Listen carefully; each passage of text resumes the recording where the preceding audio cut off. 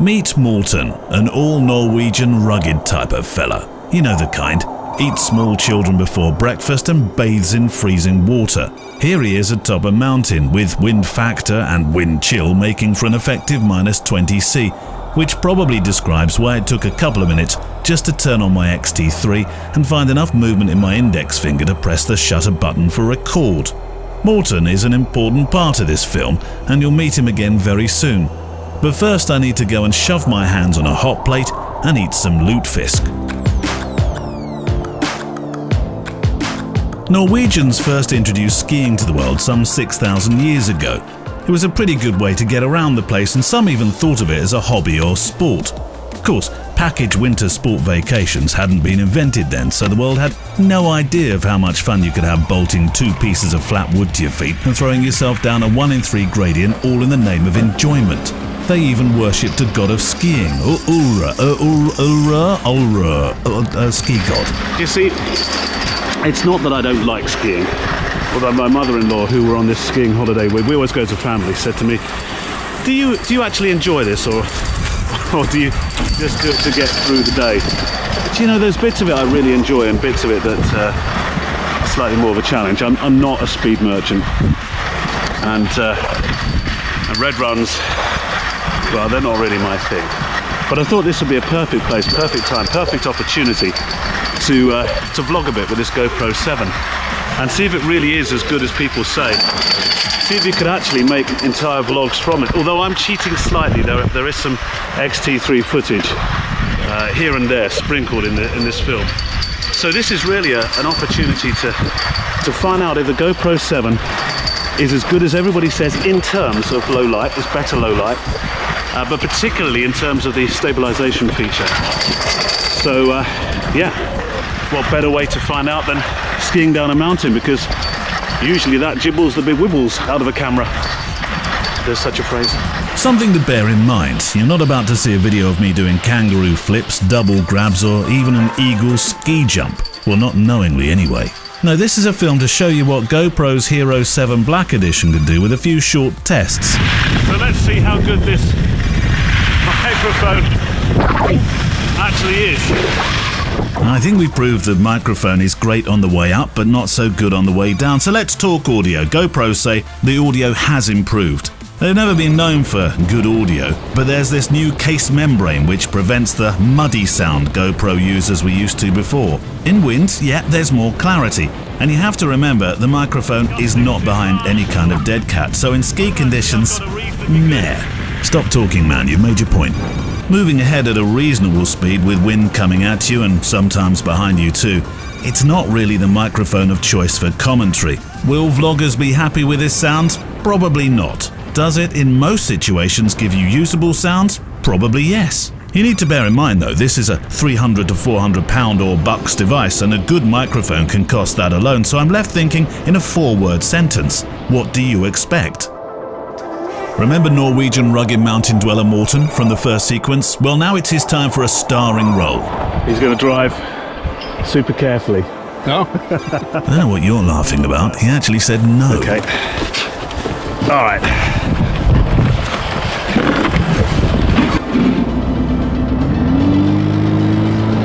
Rugged Morten, with an assortment of rugged-sounding mountain machines, will take us through the new Stabilization Hypersmooth sequences and provide a very early morning for some low-light action too.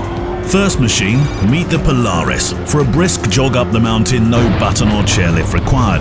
A great opportunity to show just how good this improved stabilization really is. Hypersmooth has notched up stabilization from HERO6. You can even stabilize 4K 60 FPS. There's an extra gig of RAM to help all this magic happen. It's analyzing the scene and making calculations of what's happening next, as opposed to correcting what's just happened a la HERO6. There's 2 options for stabilization if you don't include the third of off. 1, Hypersmooth, all the goodness of the new tech.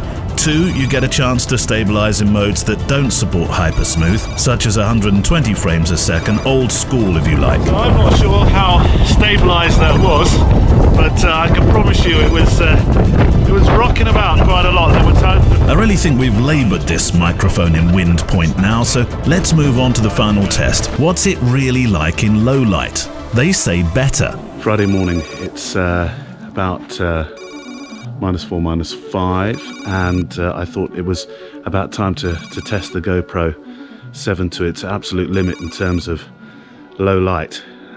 You can't get much more low light than this. It stays dark for pretty much half of the day during the winter months, in this part of Norway anyway. So you need to have a camera that's reasonably good with low light. So we've come out to go on another manly machine, this time the Piste Basher. They have a Norwegian name for it, which I'll check in a moment, but it's the Piste Basher. This is the machine that flattens, prepares the surface for the skiers to go on later on during the day. So I thought, you know, it has to be readied before the skiers go up, and it's in darkness. Pretty good test, perhaps a little bit unfair because it's, you know, these sports action cameras aren't renowned for their low light performance, and this is really taking it into territory that even with DSLRs you might feel just a tad uncomfortable with. But let's see how it fares, shall we? Morning, Morten. How are you? Are you well? You okay? No. This is the beast. No. How do I get in? Easy. Oh, go easy. Some folk never fail to surprise you. Turns out Morten likes nothing more than a good banging techno and dance tune as he plows and bashes the mountain before the first skier has even fallen off a chairlift. I'm sure he's been up all night in a small clearing between mountain pines with all the other Piste Bashers in the Peer Gynt range, drinking mulled elk's blood and making shapes around an open fire. So welcome to the last part of this film, filming in low light. Now I know I said it probably can't get darker than this, and you were probably saying, oh yes it can, Neil. Those big sodium lights by the ski centre and powerful halogens Morten's using to avoid collapsing an early morning cross-country skier passing unsuspectingly in front of us, but you could switch those off for a start. Fair point, I'd say.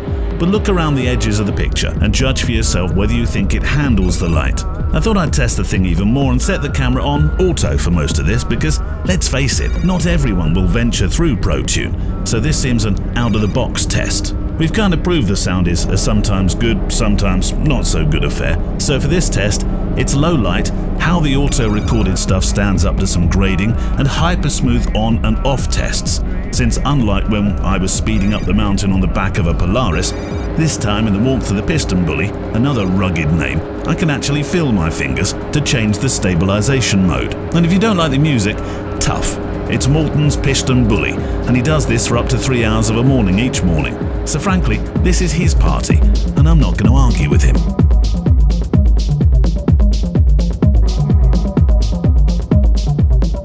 Not sure whether this will make the actual cut or not, but I've just done the low light test, and something I saw yesterday I wanted to tell you about, because for me it was a real sign of people just not giving up. I mean, when you look in the background and what's around me, I mean, this is such a beautiful place, isn't it? I mean, if you live in a place like this, do you ever take it for granted?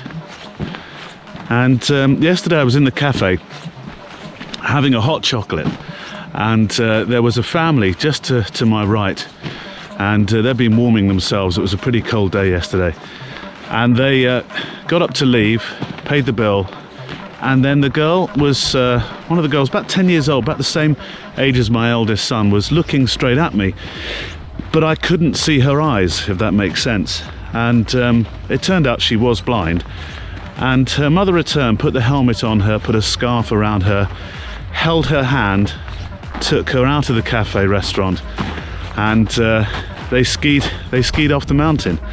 And I was left thinking, you know, if you want to achieve something, if you want to do something, then frankly nothing will stop you if you have that urge. And she clearly has a gift to be able to ski blind as well. I'm not quite sure whether this will make the cut. We're supposed to be doing a piece about stabilization, but I wanted to share that with you. What a place this is, look at this. I know this hasn't been the most technical review, but really I just wanted to do what some people do when they go on holiday. You're airside with 1 hour to flight time, and you make a holiday spending rules impulse purchase in the tech shop because you saw a YouTube video about it or read something in a mag review. I just wanted to charge this thing up, turn it on, work out on the fly how it operated, and really just get out and record some footage. And though I started 8 or 9 minutes ago with an intro that made it sound like I didn't fully appreciate the ski experience, the reality is I do get it, and I do like it. And when the holiday ends, like it's about to in a few seconds, when you take that ski helmet off for another year, you really just want to have one more go. Or maybe 2, possibly 3. The thing about action cameras is they're getting so good, and even though it's a smaller chip inside, the detail, the sheer detail in this particular camera, I think it's obviously the best I've seen yet. No, they'll improve, of course, with every single model, but I do tend to start thinking about is whether one day you won't need a large camera bag, you'll just take something the size of a washroom bag. It's probably the way it's going.